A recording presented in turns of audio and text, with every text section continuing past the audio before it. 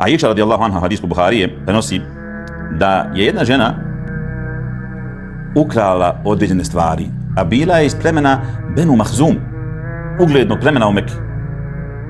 Pa su se Kurejše zabrinule jer Allahov poslanik je donio odluku da se sjeće ruka zbog te krađe.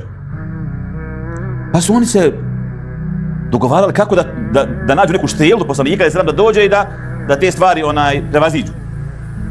Pa su se sjetili Usame ibn Zejda, kojeg je poslanik posebno volio.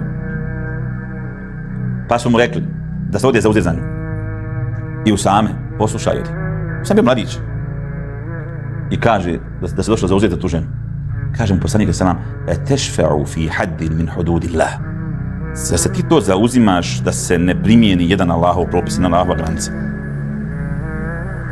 Kaže, pa je ustao i održao govor poslanika skupio ljude i rekao im: ljudi prije vas su propali zbog toga što je se kazna primjenjivala na slabašnima, a ne na onim uglednima. Kaže, kunijem se Allahom više puta. Da je Fatima, kćerka Muhammeda, ukrala, ja bi joj ruku odsjekao. Nema tu razlike.